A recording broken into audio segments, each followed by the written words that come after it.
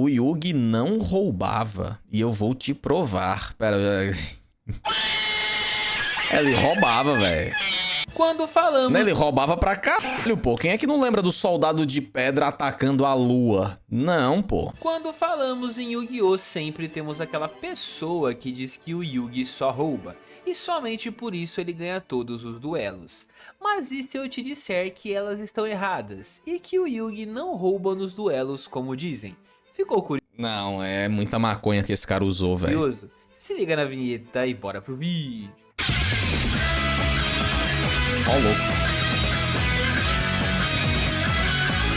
É mago negro virando sábio negro devido ao efeito do mago do tempo. É soldado de pedra atacando a lua, que é uma carta mágica. Rei Caveira Ah, eu já sei o que é que ele vai fazer, velho. Ele vai mostrar as cartas que justificam os eventos. Mas aí, pô... Não, mas aí os caras criaram as cartas depois do roubo, tá? Depois do roubo inventaram as cartas, mas vamos ver, tá? Vamos ver. destruindo um monstro mais forte, pois o monstro estava molhado e potencializou seu ataque elétrico. É brincadeira, entre velho. algumas outras jogadas. Mas e se eu te disser que nada disso foi trapaça por parte do faraó? E simplesmente estavam nas regras? Não. Nesse vídeo iremos explicar maluco? algumas jogadas realizadas pelo Yugi ao longo do reino dos duelistas e tentar esclarecer ao máximo algumas regras que não foram descritas no anime. Para começar a entender o que se passa no anime, precisamos compreender o objetivo da série. Originalmente, Yu-Gi-Oh! Não foi pensado para ser especificamente um jogo de cartas, contanto que a primeira série lançada foi chamada de Yu-Gi-Oh! Zero, onde eram jogados vários tipos de jogos. Mas, em um episódio específico, os personagens jogaram um jogo de cartas chamado Magic and Wizards, o que chamou muita atenção dos espectadores na época. E a partir disso, a série começou a tomar forma. Com isso, em 2000, foi lançado o anime de Yu-Gi-Oh! Que conhecemos hoje, mas ele acabou chegando no Brasil apenas em 2002, onde os personagens jogavam um jogo chamado Monstros de Duelo, contanto que o nome do anime era Yu-Gi-Oh! Duel Monsters. O segundo ponto é que mesmo tendo o anime agora focado em um jogo de cartas, ainda não se tinham regras muito bem estabelecidas, pois a princípio, Monstros de Duelo foi baseado em Magic and Wizards, que era um jogo no estilo RPG. Para quem não sabe, RPG é a sigla vinda de Role Playing Game, ou traduzindo ao pé da letra, jogo de interpretação de papéis. Esse estilo de jogo é muito comum entre os jovens e adultos nos dias de hoje. Nesse estilo de jogo, você basicamente monta um personagem fictício e outro player chamado de mestre narra uma história para você e seu grupo de amigos. E no decorrer da história, você assume o papel do personagem que criou. Geralmente essas histórias são de mundos de fantasias, onde você batalha contra monstros, dragões, busca tesouros e recompensas. Tudo isso se imaginando como aquele personagem que criou, pensando, agindo e se portando como ele. Com isso, devido a muitas pontas soltas e o grande sucesso que Yu-Gi-Oh! Fez, é normal estranhar as primeiras temporadas do anime, onde as regras confusas embaralham a cabeça do espectador. E antes que vocês digam que eu estou tentando defender as roubalheiras desenfreadas do Yugi, eu baseei toda a minha defesa em dados extraídos pela própria comunidade. Vou deixar o link do Reddit na descrição, para vocês poderem ler e interpretarem como quiserem, pois as regras da época, ou a falta delas, permitia essa interpretação ambígua. Salve Yang, esse vídeo deve ser esquema de pirâmide, o Yugi roubava sim e muito. Esquema de pirâmide. Valeu, Martimiano Gabriel. Roubava, pô. Mas porque depois foram lançadas umas cartas que justificam os roubos, tá? Tipo a do soldado atacar a lua. Tem uma carta mágica que o nome é Atacar a Lua. Mas, pô, ele roubou na época, velho. Ele roubou, pô. Roubou. Aí depois, é tipo o Flamengo com o VAR, tá? Roubou. Aí depois, não, veja bem, porque a regra... aí dá uma desculpinha, tá? Se você não conseguir jogar um monstro de defesa em seu turno, você perde o duelo. Isso não vale somente para monstros em posição de defesa, pois basicamente você era obrigado a invocar um monstro, seja ele em defesa ou em ataque. Então se você não conseguisse invocar nenhum monstro no seu turno, você perdia o duelo. Magias podem ser usadas a qualquer momento, ou seja, você poderia sim utilizar magias durante a vez do seu oponente. Armadilhas são acionadas Cara, ele tá falando que... quando os requisitos de ativação da carta são atendidos.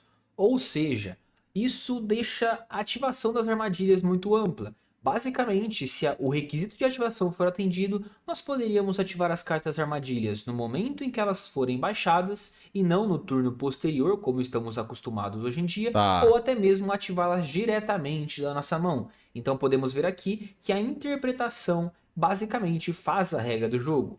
E uma última regra que vem quase como se fosse uma observação é que o jogo incorporou muitos aspectos de Dungeons and Dragons, mas com cartas ao invés de papel e caneta. Então as regras eram muito flexíveis em comparação com as regras do Trading Card Game atual. Regras flexíveis igual a roubo. É roubo. Os caras tentando enganar o maior fã de Yu-Gi-Oh! Da história com falácias. Pois é, falácias, tá? Como é que eu chego e digo, não, é porque as regras são flexíveis, ou seja, é roubo. É roubo, pô. Tá maluco, velho. Tá maluco, pô. Ou seja, elementos de RPG, onde a interpretação é fundamental. Para mostrar um pouco a liberdade que os jogadores tinham dentro dos duelos, vamos começar analisando o episódio 5 da primeira temporada. Então se liga nessa pequena cena do anime. Não! Não entendo. As duas criaturas tinham a mesma força. Deveria ter sido um empate. Agora você está começando a entender por que é que eu trouxe você até essa parte da floresta? E quem se dá bem na floresta? Os insetos. Basicamente, nesse duelo do Yugi contra o Weevil se aproveita do campo para deixar seus insetos mais fortes. Para quem não se lembra, no reino dos duelistas, o tipo de campo pode dar um bônus de ataque para o seu monstro. Monstros do tipo guerreiro ficam mais fortes em planícies. Monstros do tipo inseto ficam mais fortes em bosques e florestas. Monstros de água ficam mais fortes na água, dentre outras combinações. Agora vamos analisar a jogada.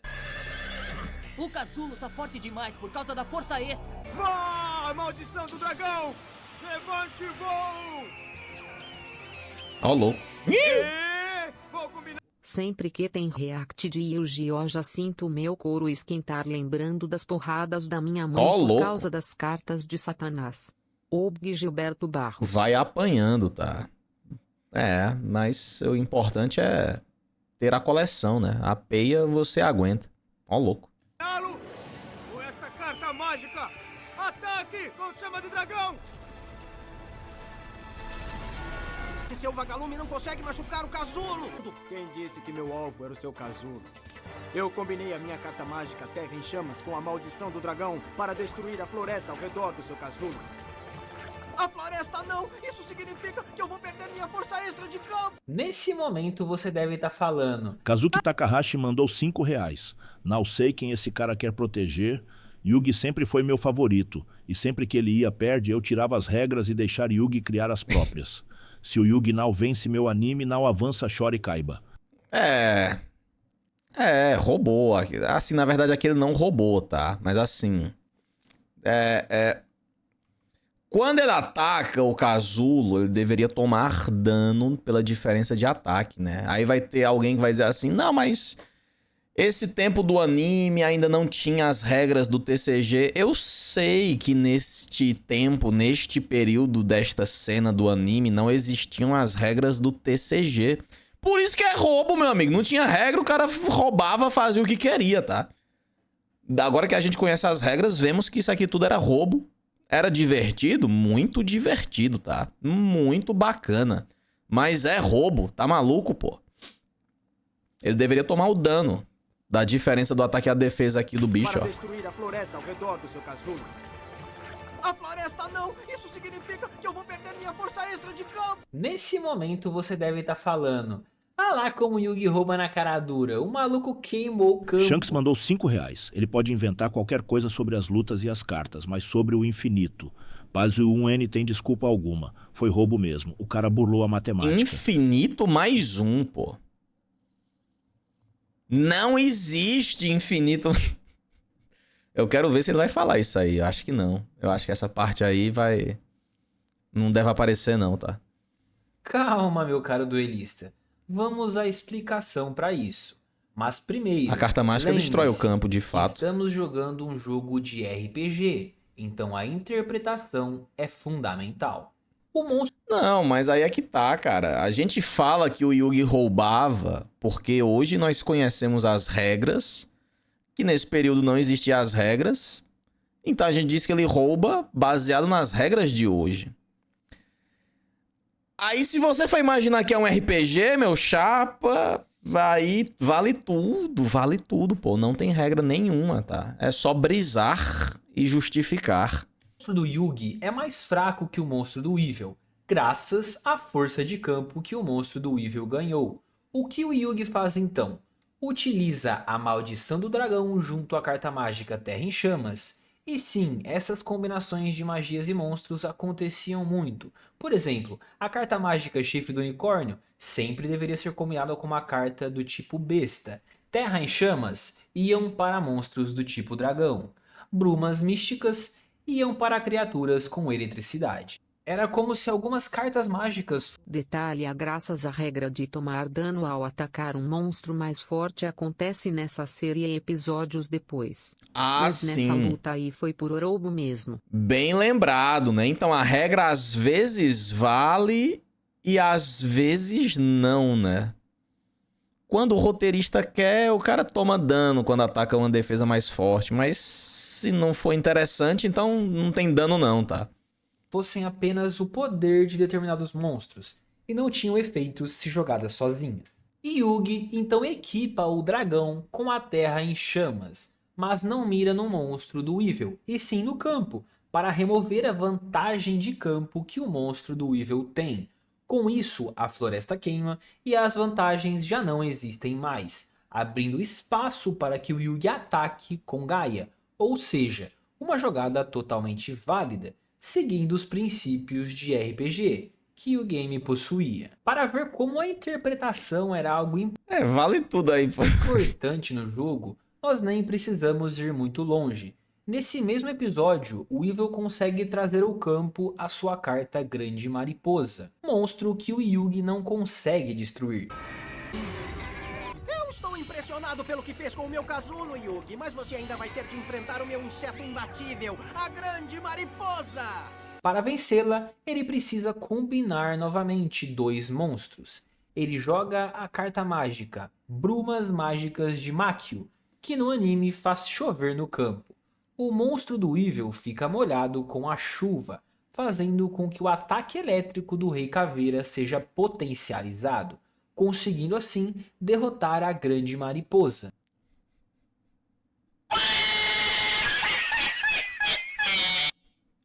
E essa jogada, além de ser totalmente plausível, alencando a ganhou devida 1000 de ataque, interpretação, velho. combinado às cartas do jogo, temos o mesmo resultado.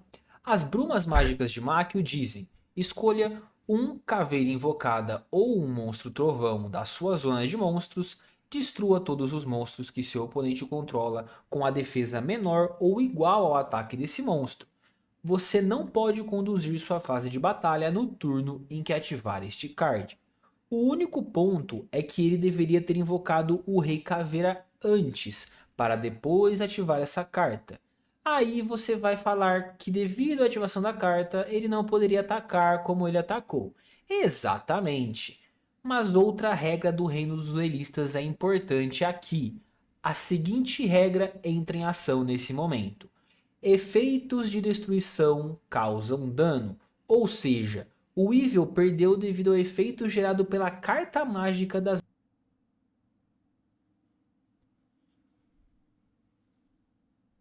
Brumas Mágicas de Makio.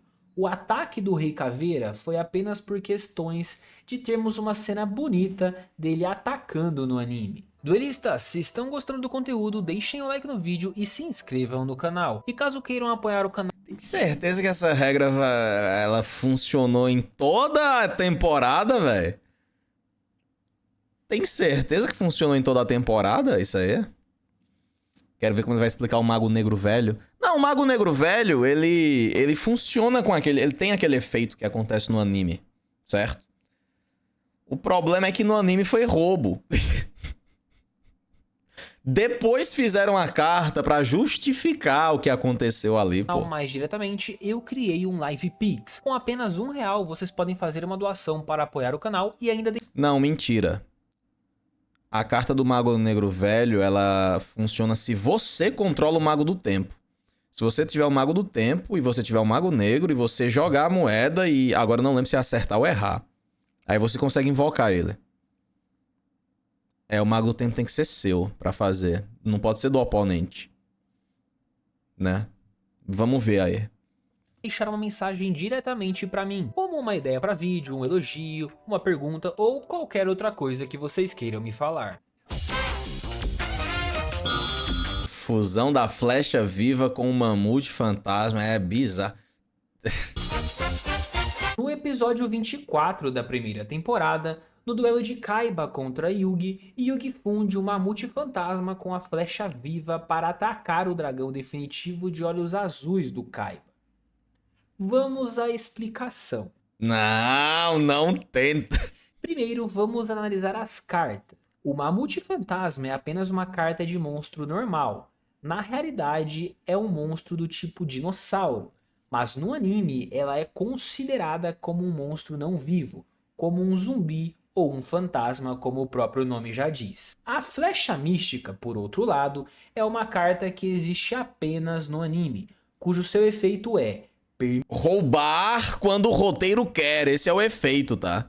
Permite que você utilize suas cartas em combinação com as cartas de seu adversário. E por último, a polimerização, que permite realizar a fusão de monstros. Ao ver o anime, muitos pensam que o Yugi fundiu o Mamute com a flecha para atacar o dragão. Mas o que aconteceu na verdade foi que, graças à Flecha Mística, o Yugi pôde realizar a fusão do Mamute Fantasma com o dragão definitivo de olhos azuis, resultando em um novo monstro. E devido a cada jogada que passa o dragão fundido com o Mamute ficar mais fraco, podemos considerar que seria meio que um efeito daquele monstro.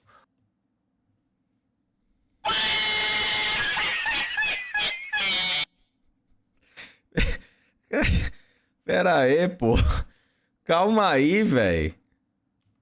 Pera aí. Efeito da flecha, vamos lá. As cartas mágicas podem ser utilizadas em combinação com as cartas monstros do adversário. Tá certo, pô. Tá certo. Não. Tá errado? Não, mas assim, cara, é uma brisa muito... Mas é uma brisa muito da boa, viu, bicho? Esta verdinha é da boa, tá? Devido a cada jogada que passa o dragão fundido com o Mamute ficar mais fraco, podemos considerar que seria meio que um efeito daquele monstro, onde devido ao fato de fundir uma criatura viva com uma criatura não viva, o monstro vivo vem ficando mais fraco com o tempo, o que vem a ser uma justificativa totalmente plausível quando colocamos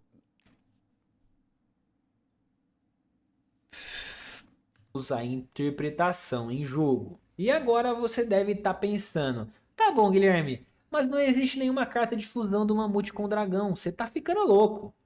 Exatamente, meu caro duelista, não existe, mas vamos a outra regra no reino dos duelistas. Outra regra? As fusões de monstros não possuem cartas específicas. Você pode combinar diferentes tipos de monstros e obter novas fusões, uma vez que não existe... Onde é que estão essas regras aí do reino dos duelistas, hein? Alguém tem o livro de regras do reino? Existia nessa época o que chamamos hoje de extra deck. As fusões no reino dos duelistas no Reddit aconteciam... Ah, galera, tá no Reddit, pô. Ah, galera. Sim. Tá lá no Reddit. Ah, sim, galera. Tá certo, então. Agora eu entendi, tá? Boa. Quase igual no jogo Yu-Gi-Oh! Forbidden Memories, do PlayStation 1, onde você não precisa ter a carta de fusão, e sim apenas combinar monstros compatíveis para que uma fusão seja realizada. Boa. Por exemplo, a Maldição do Dragão e Gaia, o Cavaleiro, resulta no Gaia, o Cavaleiro do Dragão. O Boi de Batalha, com o Centauro Místico, resultava no Centauro Furioso. Isso E eles viraram cartas, né? acontecia porque essas criaturas eram compatíveis. Sobre essas compatibilidades não temos muitos dados, mas como Todas viraram monstros de fusão, né? Esqueceram só de fazer a do mamute com o dragão lá. Só esqueceram, tá? Ano que vem lança. os duelistas do anime sempre acertavam as fusões, provavelmente conheciam as regras, que não foram descritas pra gente. Nesse episódio, temos Yugi repetindo um feito que havia utilizado no duelo contra o Kaiba, que é multiplicar seus Kuribos infinitamente para confundir a restrição dos 1000 olhos do Pegasus. Você deve estar se perguntando como ele fez isso, já que no campo podemos ter apenas 5 monstros. Exatamente, meu caro duelista. No campo podemos ter apenas 5 monstros, mas isso só vale a partir da Batalha da Cidade, onde o campo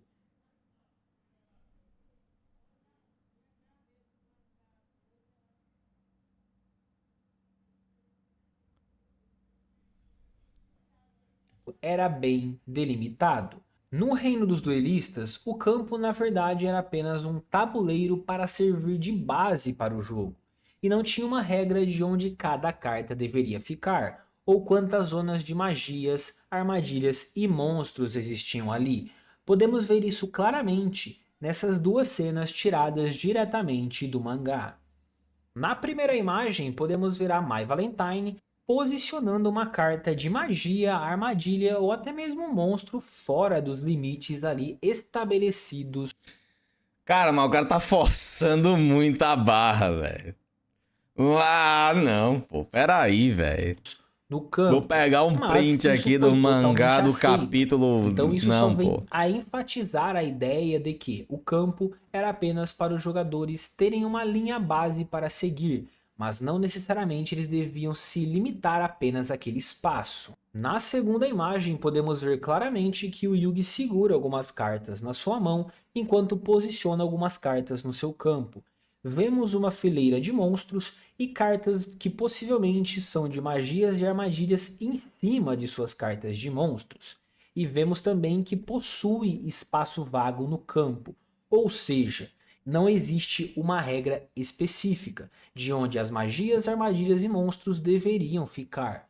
Basicamente, o jogador poderia colocá-las aonde quisesse. Então, uma vez que o campo não te limita a quantidade de cartas que você pode colocar em cada zona, e onde pode colocar essas cartas, a multiplicação de Kuribos é uma jogada válida, uma vez que a carta mágica multiplicação diz o seguinte: ofereça A carta existe, ó. Só não lembro o efeito como dela. tributo um Kuribo com a face para cima.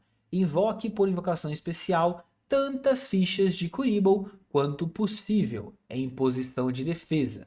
Essas fichas não podem ser oferecidas como tributo para invocações tributo. No anime, o Kuribo do Yugi estava virado para baixo, mas tudo bem, as cartas foram ter efeitos mais concretos com o surgimento das regras. Bicho, eu não entendo. Cara, tem regra ou não tem? Porque é o seguinte, como eu disse no começo do vídeo. Isso aqui era no tempo que não tinha as regras do TCG, então os caras metiam o louco. Pronto. Aí o cara de vez em quando... Olha, galera. Ele seguiu a regra. Aí de vez em quando... é porque não tinha as regras, né? Meu amigo, decida, tinha regra ou não tinha regra? Tinha regra... ou não tinha regra? Hein? Às vezes tem, às vezes não. Não tinha regra. Tava meio ruim as regras. No Não, anime, velho. provavelmente a carta só precisava de um Kuribo em campo para realizar o efeito, seja ele virado para baixo ou para cima. Uma vez que a carta diz, invoque tantas fichas quanto possível, e não se tem um limite certo de monstros que se pode colocar em campo, Ó, louco. você praticamente poderia invocar Kuribos infinitamente. então a jogada seria válida dentro de um jogo com elementos de RPG. Existem muitas outras tudo jogadas válido. dentro do Reino dos É Duelistas. tudo válido, pô. Não tem regra. Cara, se não tem regra, meu irmão, chega numa partida de futebol sem regra e diz lá, eu fiz 10 gols. Pronto. Quem é que vai dizer que não? Não tem regra, porra. É isso, ganhei de 10-0. Que podem ser explicadas, como o Soldado de Pedra atacando a Lua, mas diversos outros youtubers já fizeram vídeos explicando ela. Mas, se vocês quiserem que eu faça uma parte 2 do vídeo, explicando essa jogada e algumas outras, deixem aí nos comentários que querem uma parte 2. É isso, meus caros duelistas. O vídeo de hoje foi Esse cara é mais Se safado que o Yugi, tá? Este cara deste vídeo é mais safado que o Yugi, tá? gostaram, Dois deixem like ladrões. no vídeo, se inscrevam no canal e sigam o Instagram do canal que está aí na descrição. Agradeço de coração para quem me acompanhou até o fim. Valeu, falou e fui! Ó, louco, velho. Porra, bicho, que passada de pano do caralho, doido. Ó, louco. Boa. Vamos ver os comentários. Ele é tão ladrão que até te contratou pra você ser um advogado. Caralho, velho. Tá maluco, doido. O povo ainda esquece que o Pegasus falou no quarto episódio que criou várias regras novas que os jogadores só iriam aprender jogando. Cara, por que a galera... Bicho, eu não entendo como é que o cara defende o seguinte.